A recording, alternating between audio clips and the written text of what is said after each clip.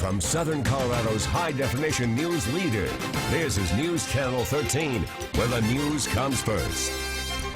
Good afternoon. Thanks for joining us for KRDO News Channel 13 at 4:30. I'm Heather Skold. And I'm Bart Bedsole. The day started off warm and dry, but that certainly changed once the afternoon heat settled in. Yeah, rain, thunder, even a tornado spotted. Storm Tracker 13 Chief Meteorologist Rachel Plath is tracking all those storms hitting us. Yeah, and it wasn't just one tornado, believe it or not. We had multiple tornadoes reported out across the far eastern plains. Thankfully, the storm has moved off toward the east out of Colorado, but we are still dealing with the repercussions from that storm as a gust front pushes through the eastern plains. We showed you this shot earlier in the show, and you could barely see a thing in Lamar. The dust has now settled as that front has pushed through. Gust fronts are caused by rain-cooled air that spills out of the bottom of the thunderstorm, spreads out in all directions, and it was prompting wind speeds between 40 and 45 miles per hour in the city of Lamar. So thankfully, winds are beginning to decrease in intensity just a bit. The storm that caused all of those tornadoes in eastern Colorado has now pushed off into Kansas, right now impacting places like Syracuse. And you can see how those tornado icons on the screen, an indicator that this storm is still capable of producing tornadoes even after it passed into Kansas. We'll keep an eye on that storm. Where you see the tornado icons here, that's where we had reports of tornadoes in not only Kiowa County, but also in Cheyenne County. The tornado that touched down just to the east of Sheridan Lake supposedly caused windows to be blown out of a home and pushed a truck into a ditch. So we do have some reports of damage there just to the east of Sheridan Lake. Still have a severe thunderstorm watch in effect for all of those areas shaded in yellow. That stays in effect until 8 o'clock. It includes places like Lamar, Los Animas, McClave, and Springfield. Burlington also included in that watch. So it's in this area where we have all of the ingredients needed for more storms capable of producing very large hail and, of course, isolated tornadoes as well. Up toward the west of where we have that watch in place, still tracking a few scattered storms along the Palmer Divide. This is to the north of El Paso County.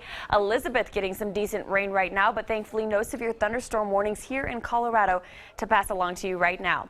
Taking a look at the rest of your evening forecast, may still have a few scattered showers to contend with through 7 o'clock. Temperatures falling into the 70s by 10 o'clock. It will be warmer this weekend, and the weather looking to be a little less active this weekend as well. I will show you your Saturday and Sunday forecast. That's coming up with your Storm Tracker 13 forecast a little later on in the newscast. Bart and Heather, back to you. All right, Rachel, thanks for the update. We are following breaking news regarding 2 missing girls believed to be taken by their father, who was possibly armed. The El Paso County Sheriff's Office says it's looking for Thomas Lee Fine. They say he took his 9 and 10-year-old daughters. And they were last seen on Mount Sherman Way, that is in the Peyton area. Fine is described as being 5'9", 183 pounds. We're working to get pictures of Fine and the missing girls. Stay with KRDO News Channel 13 and KRDO.com for updates. And now to the latest on that wildfire burning in Fremont County, the Hayden Pass fire. It has now burned more than 15,000 acres and is expected to grow even more today. Authorities say it may be weeks before evacuees can get back into their homes. KRDO News Channel 13's Colleen Sikora is live once again in Coaldale. She's keeping an eye on the conditions and the effort to fight the fire. Colleen? Now, earlier today, we went back into the evacuation zone along County Road 6, which is just to the west of us here along Highway 50. And crews there are working hard to make sure that a fire line is in place to protect the homes along County Road 6. Now, helicopters are also filling up nearby to make water drops on the fire. Crews also working on the ground to connect bulldozer lines to secure protection for the homes in and around Coaldale. Now, Evan Burks says that line is going to be key in securing the north edge of the fire. Right now, everybody's working on this whole section here above Coaldale to connect all that line so we have a good control feature that we can either light off of or bring the fire slowly down to.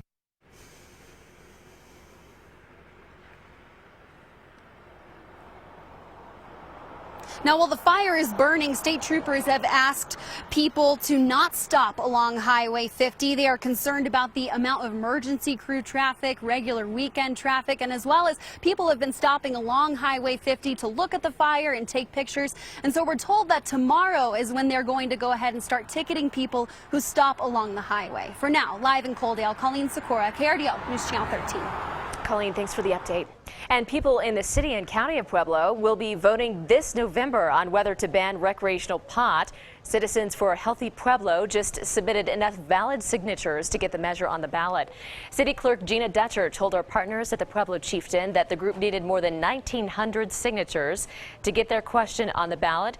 They turned in more than 4,400 signatures. A Colorado community is sounding the alarm about heroin. Police in Canyon City say they're now dealing with heroin-related problems almost every week. KRDO News Channel 13's James Jarman shows us what police are doing to stop the problem before it gets out of control. It's a story you'll only see here. We've shown you the problem in Colorado Springs and Pueblo. Is that a 45? Looks like it. And now, Canyon City. And they come up through the major cities and then they get distributed out to the smaller towns. The community of fewer than 20,000 is feeling the impact of heroin. We are seeing in our overdose cases an increase in heroin.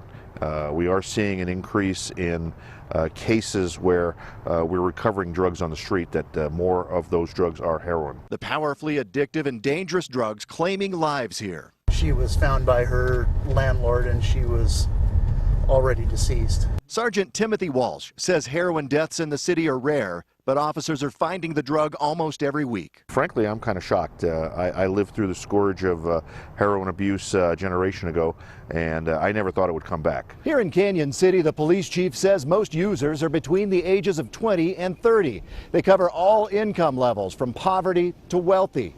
And he says to keep this problem from growing any worse, his department's focused on education. We're trying to inform the community as much as we can that this drug is dangerous, it's deadly. We've had it in the past, a couple of overdose death cases. And a couple is far fewer than what Colorado Springs and Pueblo have seen. 84 in Colorado Springs since 2012, 36 deaths in Pueblo. Canyon City's seen those numbers and the gang violence tied to it, and officers want to keep it out of their town. Public education helped rally the community to bring in this police dog to help find heroin and other illegal drugs. Our canine program is completely funded by donations. No taxpayer money goes into our canine program. The police chief says the latest spike in heroin can be blamed on prescription painkillers called opioids, and the American Society of Addiction Medicine agrees.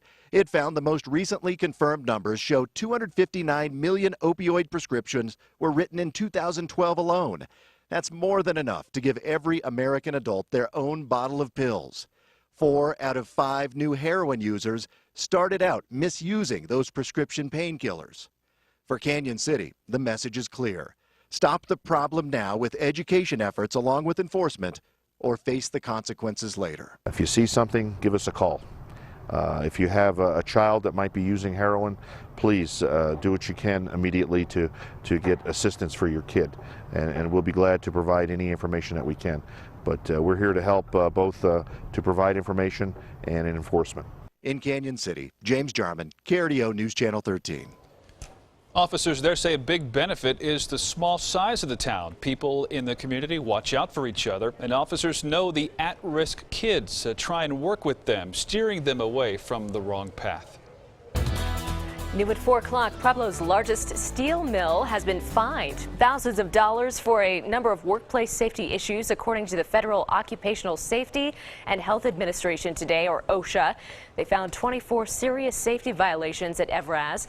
The company was fined for 12 violations, mostly for not having proper safety protections in place, such as fire extinguishers and guardrails or inspecting cranes. The company has the right to appeal the fines or seek a reduction in the next 15 days. The Colorado Springs VA clinic says it is the fastest growing clinic in the nation. Demand has grown by more than 30% since last year, and since last June, the clinic has seen 6,000 new patients. Wait times at the clinic have been improving. Most patients only have to wait about 8 days. With his news conference canceled because of the terror attack in France, Donald Trump used his favorite mode of communication, Twitter, to announce his vice presidential pick. ABC's Marcy Gonzalez has that and the latest from the Republican convention in Cleveland. The Republican ticket now set. Donald Trump tweeting, "I am pleased to announce that I have chosen Governor Mike Pence as my vice presidential running mate." Very honored, very humbled, very grateful. party leaders praising the choice. He's experienced. I think he shores up a conservative base that is important. I think that he's a complementary to Donald Trump as far as personality. And with Hillary Clinton campaigning with a potential vice presidential contender, Virginia Senator Tim Kaine, the presumptive Democratic nominee is blasting Trump's running mate, calling Pence the most extreme VP pick in a generation, and tweeting this video. I long for the day that Roe versus Wade is sent to the ash heap of history. With Trump's formal announcement now set for Saturday morning, here in Cleveland, the Rules Committee is in meetings, still working out guidelines ahead of next week's Republican National Convention, with anti-Trump members hitting a major roadblock, yet still trying to amend delegate rules to keep Trump from becoming the party's nominee. But they are not expected to be successful when they make their last attempt on Monday. And that is when the convention opens. You can see the setup here in the arena already well underway. Marcy Gonzalez, ABC News, Cleveland. KRDO is your complete source for convention coverage. We will report live from the Republican and Democratic conventions in Cleveland and Philadelphia. Our coverage begins next Monday right here on KRDO News Channel 13. Winds really kicked up out across the plains as a strong storm that dropped several tornadoes in eastern Colorado moved off into Kansas. Still pretty gusty, though, with wind speeds in the 20 to 30 mile per hour range from Pueblo out toward Lamar. I'll show you if more strong storms and more wind is expected this weekend. That's coming up after the break. Also ahead, reservoir levels are up this season. How utility companies say the winter moisture helped. And an artist in New York is giving new meaning to extraordinary. See where she sets her sights to achieve the perfect picture.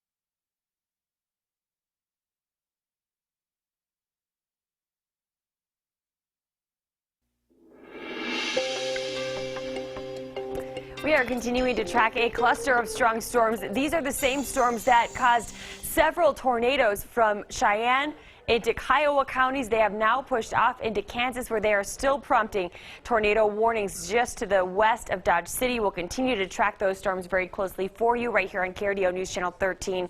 As far as any watches or warnings still in effect for our area, all we have right now is a severe thunderstorm watch. That will stay in effect until 8 o'clock this evening. It includes Baca, Bent, Kiowa, Prowers County, Cheyenne County also included in that watch. We'll have to keep an eye on storms that develop in this area. This is where we have the best chance chance of getting any more strong to severe storms as we take you through the rest of your Friday evening. As we look farther toward the north and west, though, from where we have that watch in place, Kiowa currently getting some heavy rain right now. This is well off toward the north of El Paso County. This cell is very slowly sliding off toward the east. We may get some rain around the Pikes Peak region, but at this point, not looking like the threat for severe weather is overly impressive for areas along the I-25 corridor, at least not right now. Tomorrow it is going to end up warmer than it was out there today. We do have the potential for a few spotty storms through tomorrow afternoon.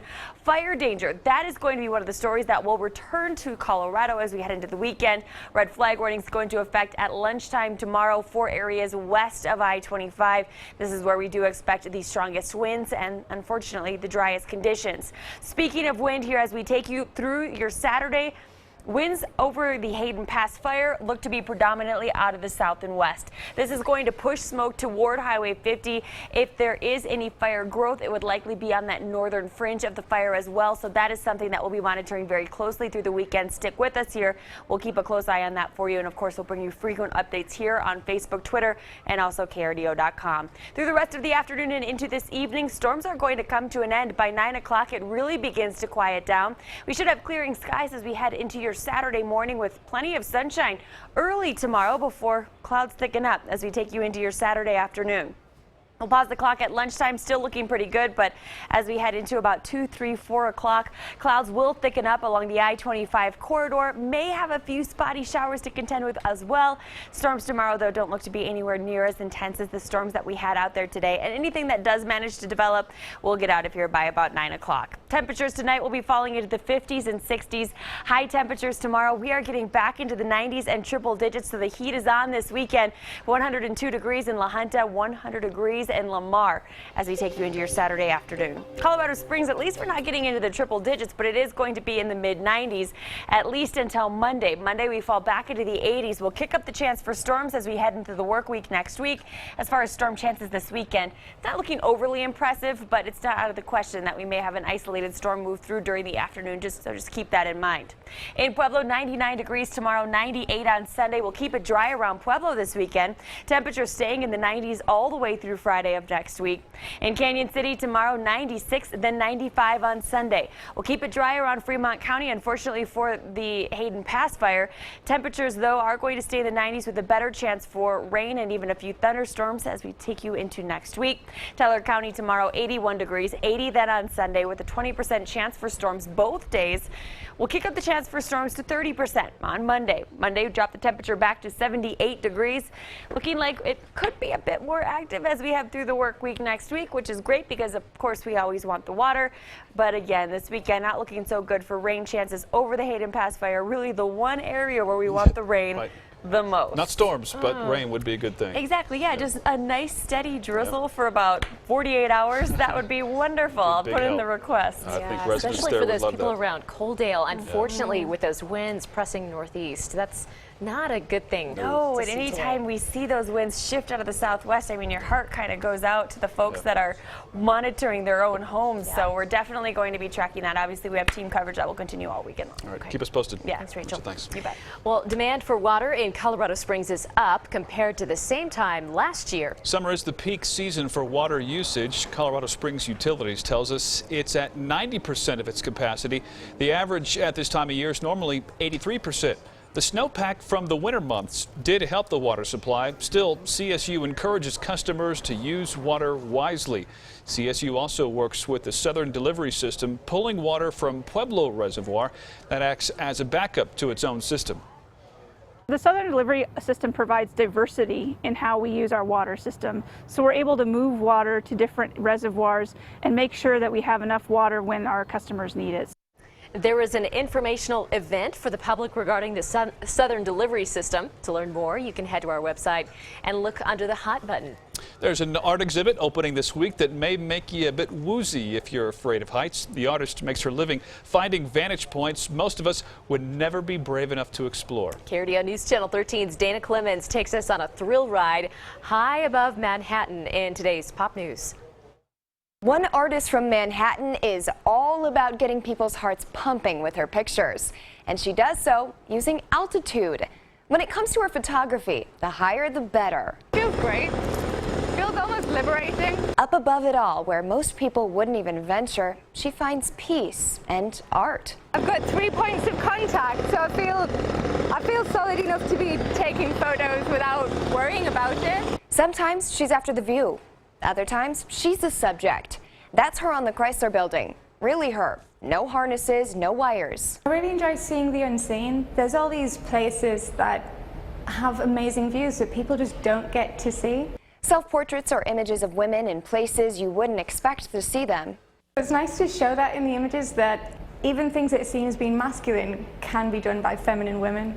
That's that contrast that appeals to Lindsay Blair. Lucinda, when you speak with her, is very gentle and unassuming and delicate, and then when she shows you what she does, that's when you really see the power behind her. Often she gets permission to shoot, but sometimes she'll trespass. She knows it's illegal, but she's willing to take the risk for her work. It's always for the image. I love photography. I love the urban environment. It's just nice to combine them and get that sense of adventure that you don't really get in life anymore. So she'll keep climbing with her camera in tow. It adds another level of achievement to it, of not only do you get the photo, but you got to somewhere you shouldn't have been. Her prints are $1,000 and up. Reporting in the Newsplex, Dana Clemens, KRDO News Channel 13. Okay, I have to confess, even just watching some of those vantage points, my hands are sweating. Are they really? Oh, altitude. Oh, yeah. I think I'm going to take her word for it that it's cool to be in those places. I don't think I need to see some of those for myself, because you might get arrested too. Yeah, not such a great thing. She got to pay for her bail. That's why her pictures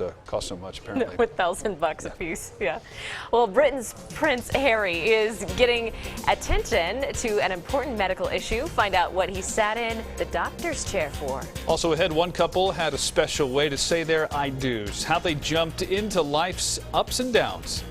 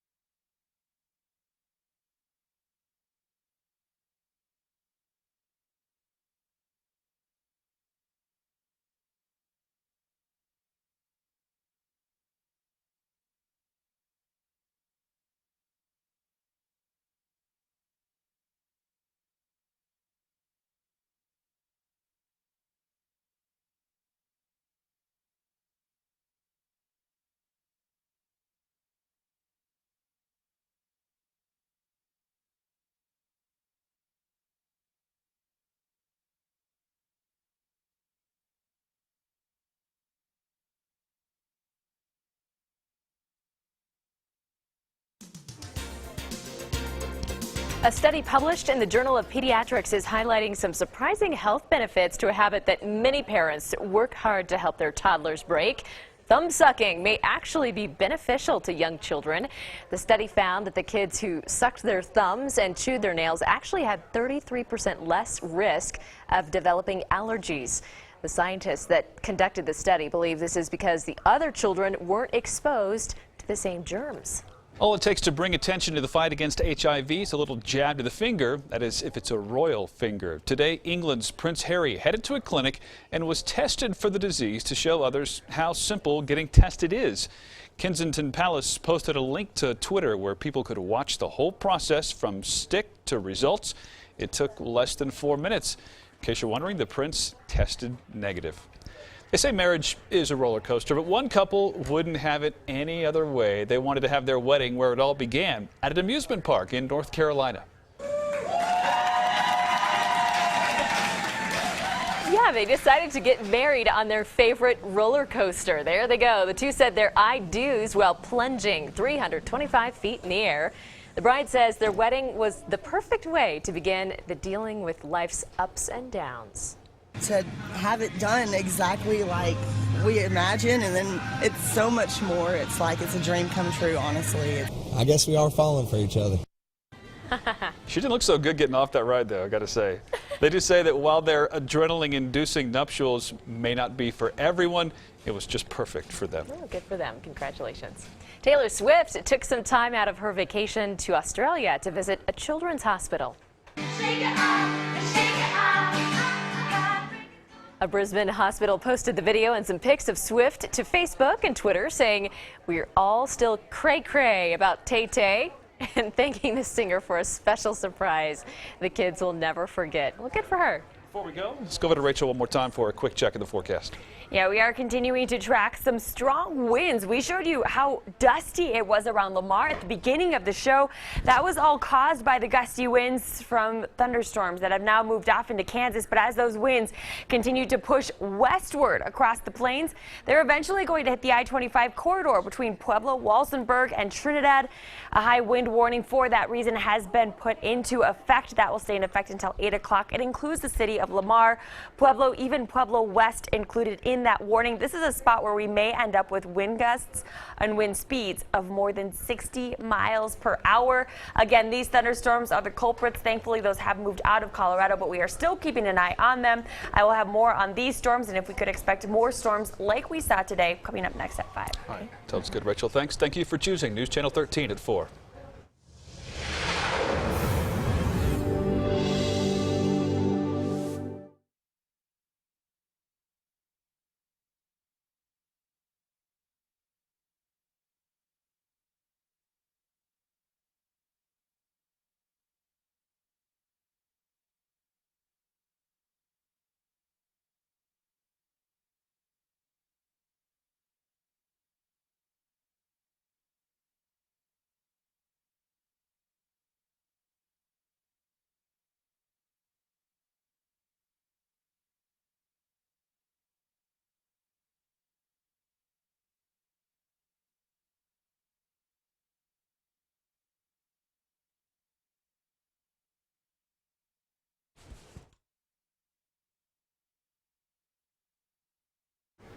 I'll just stand in front of the camera, and then when they're ready.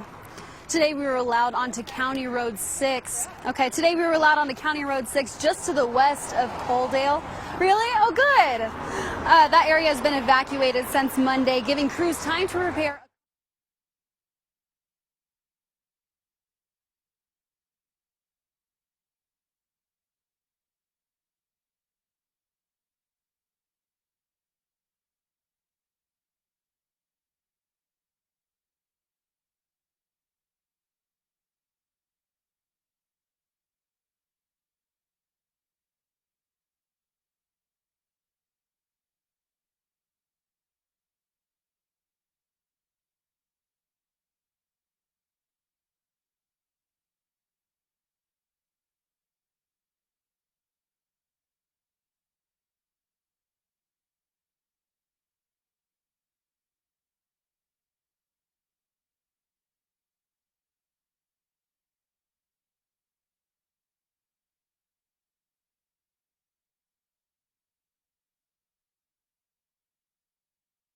From Southern Colorado's high-definition news leader, this is News Channel 13, where the news comes first.